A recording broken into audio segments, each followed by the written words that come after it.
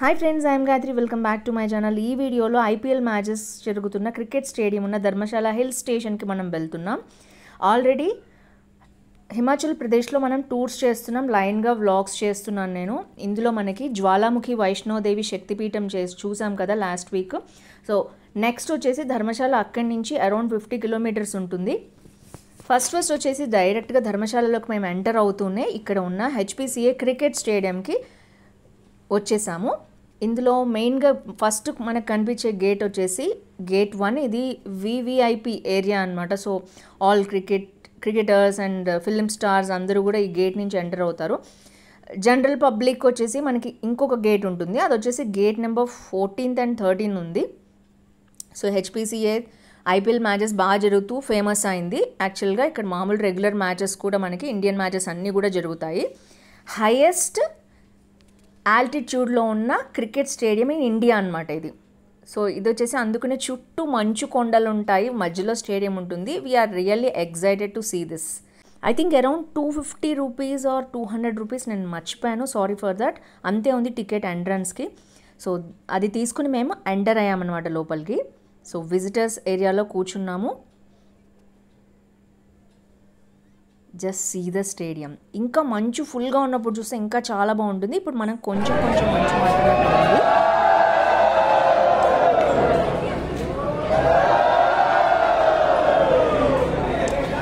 So this is the beautiful view of Himalayas. చూడొచ్చు మీరు చుట్టూ ఎలా ఉందో. సో మీకు ఇంకా మంచి వ్యూ కావాలంటే డిసెంబర్ టు ఫిబ్రవరి వెళ్తే ఇంకా చాలా బాగుంటుంది. మేము వచ్చేసి ఏప్రిల్ ఎండింగ్ దాదాపు వచ్చేసినప్పుడు వెళ్ళాం కాబట్టి మార్చ్ అండ్ ఏప్రిల్ ఎండింగ్కి. సో ఇంతే మంచు ఉంది. సో ఇంకా మీకు మంచు కావాలి అంటే తప్పకుండా డిసెంబర్, జనవరి, ఫిబ్రవరి మంత్స్లో వెళ్ళండి. ఫుల్ స్నోతో కవర్ అయిన స్టేడియం మీరు చూడొచ్చు. సో ఇది వచ్చేసి మ్యాచ్ లేకపోయినా చాలా ఎగ్జైటెడ్ అవుతూ ఆడియన్స్ అందరూ ఇండియా నడుస్తూ చూశారు. చాలా బాగుంది. ఇదైతే విజిటింగ్ ప్లేస్ ఇన్ ధర్మశాల. ఇంకా చాలా ప్లేసెస్ ఉన్నాయి, వీటిలో లైన్గా వద్దాం మనం. ఇది వచ్చి వార్ మ్యూజియం. మొత్తం కూడా మనకి 2వ ప్రపంచ యుద్ధంలో బ్రిటిష్ కాలంలో ఇండియా బ్రిటిషర్స్కి సపోర్ట్ చేస్తూ 2వ ప్రపంచ యుద్ధంలో పార్టిసిపేట్ చేసింది. సో అప్పుడు వీర జవాన్లందరూ ఎవరున్నారు ఆ టైంలో అనేది ఇక్కడ ధర్మశాల మ్యూజియంలో పెట్టారనమాట. ఎంట్రన్స్ టికెట్ అది మీరు చూడొచ్చు. ఇక్కడ కొంచెం మొత్తం కూడా బయట స్టాచ్యూస్ టైప్లో ఇలా పెట్టారు. అండ్ ఇది చాలా పెద్ద పోస్ట్లో ఉన్న వీర జవాన్ల శిలా విగ్రహాలు ఇక్కడ పెట్టారు, మీరు చూడొచ్చు. అండ్ వార్ ఎలా జరిగింది దానికి అనుగుణంగా చిత్రాలు కూడా ఇక్కడ పెట్టారు శిలారూపంలో. అండ్ కొంతమంది ఫొటోస్ కూడా వీర జవాన్ల ఫోటోలు పెట్టారు. అండ్ ఇక్కడ ఇంట్రెస్టింగ్ ఫ్యాక్ట్ ఏంటంటే ఇక్కడ మనకి దేశభక్తులకి ఇచ్చే వీర జవాన్లకి ఇచ్చేవన్నీ కూడా పరమవీర చక్ర చూడొచ్చు మీరు. ఇలా ఉంది. నేను ఫస్ట్ టైం చూస్తున్నాను. అశోక చక్ర అంటే ఇలా ఉంటుందన్నమాట. మెడల్స్ ఇస్తారు కదా, ఇవన్నీ డిఫరెంట్. ఇది వీర్ చక్ర అని ఇచ్చే బిరుదు అనమాట, సైనికులకి ఇచ్చేవి. శౌర్య చక్ర, సేనా మెడల్ అండ్ నౌ సేనా మెడల్, ఇలా అన్ని మెడల్స్ కూడా ఇచ్చేవన్నీ కూడా ఇక్కడ డిస్ప్లే చేశారు. చాలా బాగుంది. మీరు ధర్మశాల వెళ్తే ఒక్కసారి అయితే తప్పకుండా దీన్ని విజిట్ చేయండి. నెక్స్ట్ వచ్చేసి ధర్మశాలలో తప్పకుండా మిస్ కావాల్సిన సెకండ్ ప్లేస్ వచ్చేసి స్కైవే. ఈ స్కైవే చాలా బాగుంటుంది. బ్యూటిఫుల్ వ్యూస్ మీతో మనకి కొండ మీదకి, హిల్ టాప్ మీదకి మనల్ని తీసుకెళ్తారు, ధర్మశాల హిల్ టాప్ మీదకి. ఇది ఎంట్రన్స్ అండ్ చెకింగ్ కూడా ఉంటుంది కంపల్సరీ. ఇక్కడ కొన్ని తీసుకురాని ఐటమ్స్ ఉన్నాయి, అవి మీరు తప్పకుండా చూసుకోండి జాగ్రత్తగా. ఇలా ఉంటుంది స్కైవే మొత్తం. ఇది టు అండ్ ఫ్రో మనకు వచ్చేసి 700 రూపీస్ పర్ పర్సన్ పడుతుంది. సో రెగ్యులర్గా ఆఫీస్కి వెళ్ళే వాళ్ళు కూడా, పైన వర్క్ చేసేవాళ్ళు డైలీ పాస్ లాగా ఈ రోప్ వేలో వెళ్ళొస్తారనమాట. అది కూడా రేట్స్ అవి టర్మ్స్ అండ్ కండిషన్స్ అన్నీ ఇచ్చారు, చూడొచ్చు మీరు. తప్పకుండా కింద కార్ పార్క్ చేసుకుని కానీ వెహికల్ ఉంచుకుని కానీ పైకి వెళ్ళండి. మళ్ళీ రిటర్న్ కూడా ఇట్లానే రావడానికి ట్రై చేయండి, లేదా ఓన్ వెహికల్ ఉన్నా మీరు కిందకి రావచ్చు. మేమైతే 1 వే తీసుకుని పైకి వెళ్ళాము.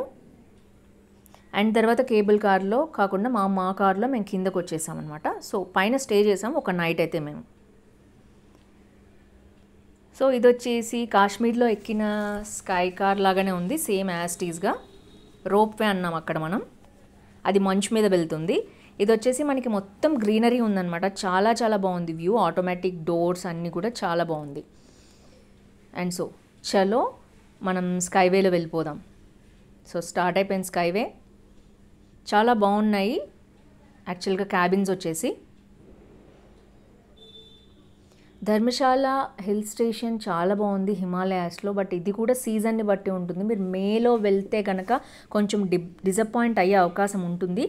సో ఎప్పుడైనా ప్లాన్ చేసుకునేటట్లయితే కంపల్సరీ మార్చ్ ఏప్రిల్ మాత్రమే ప్లాన్ చేసుకోండి. మేలో ఇంకా స్నో ఏముండదు, జస్ట్ హిల్ స్టేషన్ ఎంజాయ్ చేయాలంటే మాత్రం వెళ్ళచ్చు.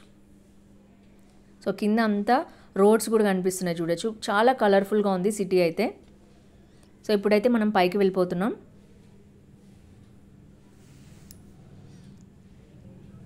అండ్ పక్కన కర్వ్స్ రోడ్స్ ఎలా ఉన్నాయో చూడొచ్చు.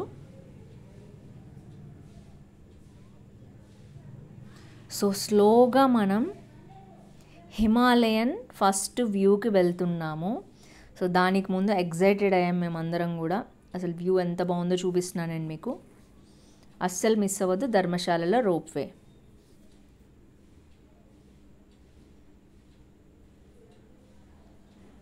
So this is the first look of Himalayan ranges. So మీరు నాకు లెఫ్ట్ సైడ్ చూడొచ్చు హిమాలయన్ పీక్ కనిపిస్తోంది. మనం ఇప్పుడు అక్కడికి వెళ్తున్నాం. హోటల్ నుంచి కూడా ఈ వ్యూ చాలా బాగా కనిపించింది. నా బ్యాక్ సైడ్ మాత్రం సిటీ కనిపించిన ఫ్రంట్ వ్యూ చూడొచ్చు ఎంత బాగుందో. హిమాలయాస్ చాలా బాగా కనిపించాయి. వెండి కొండల్లాగా కనిపించాయి. మంచు పర్వతాలు చాలా బాగున్నాయి. వ్యూ అయితే చాలా బాగుంది. చాలా బాగా ఎంజాయ్ చేసాం మేమైతే ఈ క్యాబిన్ ఎక్కడం వలన. సో మస్ట్ విజిట్ ప్లేస్ అనమాట ఇదైతే. ఈ ఎక్స్పీరియన్స్ అయితే మీరు అసలు వదిలిపెట్టద్దు స్కైవేని. హిమాలయన్ రేంజెస్లో మనకి మంచు అనేది మ్యాక్సిమం ఉంటుంది. కాకపోతే గ్రీనరీ కూడా చాలా బాగుంది. అంటే ఓన్లీ గ్రీన్ కలర్ అనే కాదు, డిఫరెంట్ కలర్ బుషెస్ కానీ చెట్లు కానీ చాలా బాగున్నాయి. సో ఫైనల్లీ మనం వెళ్ళిపోతున్నాం. హిల్ స్టేషన్ దగ్గరకు వచ్చింది, మీకు కనిపిస్తుంది కదా. సో మంచు పర్వతాల లుక్ కూడా సూపర్ ఉంది. ఐ థింక్ ఇది హెలీప్యాడ్ అనుకున్నాం మేము. అయి ఉండొచ్చు హెలీప్యాడ్ ఉండే ప్లేస్. ఎందుకంటే స్టేడియం ఉంది కాబట్టి కంపల్సరీ హెలికాప్టర్ ల్యాండింగ్ కూడా ఉంది ఇక్కడ. So this is the skyway look. Finally మనం రీచ్ అయిపోయాము. I think around 15 to 20 minutes ఉంది ఈ ఎక్స్పీరియన్స్ అయితే.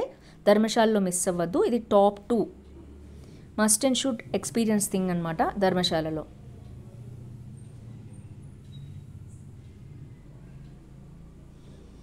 సో ఇది టాటా ప్రాజెక్ట్ అనమాట. టాటా వాళ్ళు కన్స్ట్రక్ట్ చేశారు ఈ ప్రాజెక్ట్ అంతా కూడా. సో ఫైనల్లీ మనం వెళ్తున్నాం. నెక్స్ట్ వచ్చేసి చాలా డిఫరెంట్ ప్లేసెస్ ఉన్నాయి మాల్ రోడ్ స్టైల్లో. ఇక్కడ మనకి మెక్లోడ్గంజ్ అనే రోడ్ ఉంటుంది. ఇప్పుడు మనం వెళ్ళేది అదే. ఈ రోడ్లో మనకి ఫేమస్ టెంపుల్ కూడా ఉందన్నమాట. దానికి వెళ్ళే ముందు మనకు వచ్చేసి షాపింగ్. ఇదైతే ధర్మశాల స్కైవే చూడొచ్చు టాటా ఎంటర్ప్రైజెస్ది. ఇలా ఉంది వే మొత్తం కూడా వ్యూ వచ్చేసి. నెక్స్ట్ ఈ రోడ్ అలాగే మనం పైకి వెళ్తున్నాం. ఇది మనం దిగిన రోప్వే కూడా మీకు కనిపిస్తుంది లెఫ్ట్ సైడ్కి చూడొచ్చు మీరు. ఇప్పుడు ఇక్కడికి వచ్చేటప్పటికి ఆకలేసేసింది, ఆఫ్టర్నూన్ అయింది. సో మేమైతే డోమినోస్లోకి వచ్చాము. ఇది డోమినోస్. ఇక్కడ నుంచి కూడా వ్యూ చూడొచ్చు మీరు, రోప్వే వ్యూ ఎంత బాగుందో. ఆ కింద నుంచి మనం ఇలా పైకి వచ్చామన్నమాట. రోప్వే దిగిన తర్వాత మనకి మొత్తం కూడా పైకి షాపింగ్ ఏరియా ఉంది. ఈ రోడ్నంతా మెక్లోడ్గంజ్ రోడ్ అంటారట. సో ఈ రోడ్లో మొత్తం మనం చూసుకుంటూ వెళ్తే left and right both sides మీకు antique pieces, woollen items and A to Z మీకు ఏది కావాలన్నా దొరుకుతుంది ఇక్కడ. అలా ఉన్నాయి మొత్తం కూడా.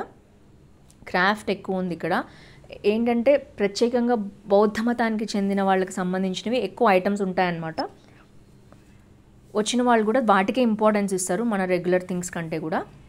సో ఇది పైకి వెళ్తున్నాం మేము. ఇక్కడ థెకెన్ చోలాంగ్ టెంపుల్ అని ఒక టెంపుల్ ఉంది. ఆ టెంపుల్కి డౌన్కి వెళ్తే వస్తుంది. ఇది వచ్చేసి మెక్లోడ్గంజ్లో ఉన్న ఇంకొక టెంపుల్. దీన్ని కూడా పైకి వెళ్ళి విజిట్ చేసి మళ్ళీ కిందకు వచ్చేసాము. ఇది వచ్చేసి థెకెన్ చోలాంగ్ టెంపుల్ అనమాట. సో ఇది బుద్ధిజానికి సంబంధించిన టెంపుల్. దలై లామా టెంపుల్ కాంప్లెక్స్ అని కూడా అంటారు దీన్ని. సో ఈ మొనాస్ట్రీలోకి వెళ్ళాం మనం. స్టార్టింగ్లోనే బోధి గార్డెన్ అని టిబెటియన్ మ్యూజియం ఉందన్నమాట. సో ఇందులోకి వెళ్ళాము అండ్ చాలా ఆర్టిక్రాఫ్ట్స్ చాలా బాగున్నాయి. మీరు కావాలంటే ఇందులో షాపింగ్ చేయొచ్చు. Different things. వీడియోకి పర్మిషన్ కూడా ఇచ్చారు వీళ్ళు తీసుకోవడానికి. కొంతమంది యాక్చువల్గా ఇవ్వరు, రెస్ట్రిక్షన్స్ ఉంటాయి. బట్ చాలా డిఫరెంట్ పీసెస్, యూనిక్ పీసెస్ చూసాం మేము.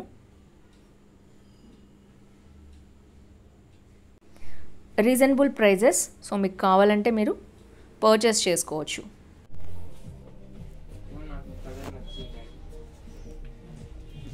నెక్స్ట్ వచ్చేసి టెంపుల్ వచ్చి 3 to 4 ఫ్లోర్స్ కాంప్లెక్స్ అనమాట. టెంపుల్ వచ్చి దాని పైకి వెళ్ళాం మేము. సో టెంపుల్ దగ్గర ఇలా ఉంది చాంటింగ్ అనేది.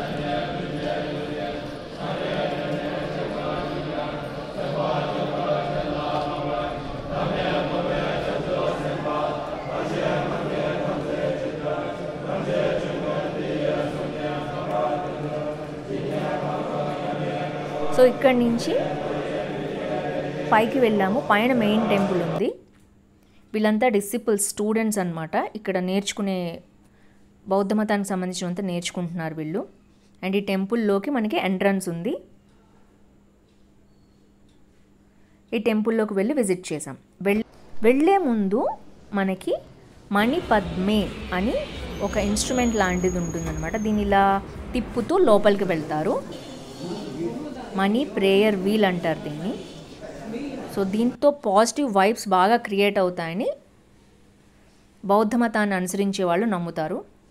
కాబట్టి టెంపుల్ చుట్టూ ఇవి పెడతారు. మనం ఇప్పుడు గంట పెట్టుకున్నట్టు అనమాట వీళ్ళకి. అది మంగళప్రదంగా ఉంటుంది.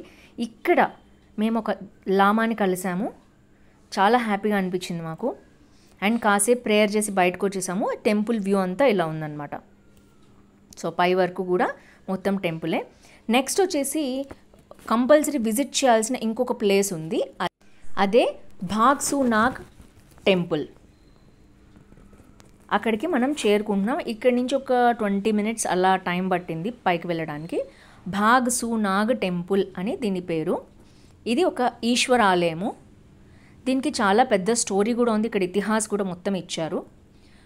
పూర్వం భాగ్సు అనే ఒక దైత్యుల రాజు ఉండేవాడు.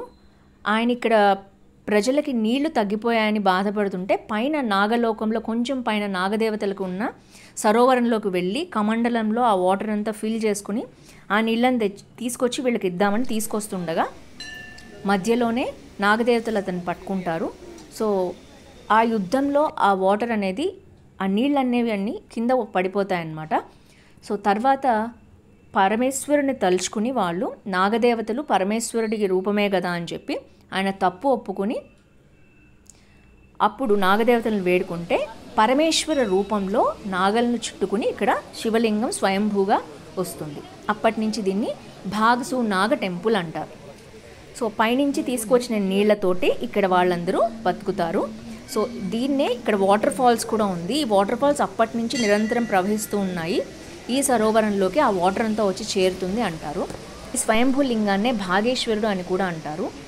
ధర్మచంద్ అనే రాజు ఇక్కడ పరిపాలిస్తుండగా శివుడు ఆయన కలలో కనిపించి ఇక్కడ గుడి నిర్మించమని చెప్తారు. విధిపూర్వకంగా ఇక్కడ ఆయన శివలింగాన్ని స్థాపించారు కాబట్టి అప్పటి నుంచి ఈ ధర్మచంద్ పేరు మీదుగానే ఈ ప్రదేశానికి ధర్మశాల అని పేరు వచ్చింది అని చెప్తారు. ఈ సరోవరం చాలా బాగుంది. ఇక్కడ స్నానం చేసి భాగేశ్వరుడు శివలింగాన్ని దర్శించుకుంటారు భక్తులు. ఏం కోరుకున్నా ఇక్కడ నెరవేరుతుందని చాలా నమ్ముతారు ఇక్కడ ప్రజలు. పైన వాటర్ ఫాల్స్ నుంచి వస్తున్న ఫ్రెష్ వాటర్ చాలా చాలా అద్భుతంగా ఉన్నాయి. క్లియర్గా ఉన్నాయన్నమాట. సో ఈ విధంగా ఇక్కడ ప్రజలకి ఆ భాగసు అనే రాజు మంచినీళ్ళని ఏర్పాటు చేశారు. సో తప్పకుండా ఈ ప్లేస్ మిస్ అవ్వకుండా చూడండి. నెక్స్ట్ ఇక్కడి నుంచి మనం హోటల్కి వెళ్ళిపోతున్నాము. సో మా హోటల్ హిల్ మీద, కంప్లీట్గా హిల్ మీద ఉంది. బాబ్స్ అండ్ బాక్స్ అనే హోటల్ అనమాట ఇది. సో నైట్ వచ్చేసి స్టే చేయడానికి వచ్చాం. ఈవినింగ్ కల్లా ఇక్కడ మేము చేరుకున్నాము. హోటల్ రూమ్ అంతా ఇది. సో నైట్ అయితే మేము హీటర్ కూడా పెట్టుకోవాల్సి వచ్చింది. అంత చల్లగా ఉందన్నమాట. ఇక్కడ మొత్తం హిమాలయన్ వ్యూస్ అనేది ఉంటుంది. మీకైతే నేను ఫస్ట్ వ్యూ చూపించేస్తాను హిమాలయన్ రేంజెస్ది. హోటల్ అయితే చాలా క్లీన్ అండ్ నీట్గా ఉంది. So let's go for view.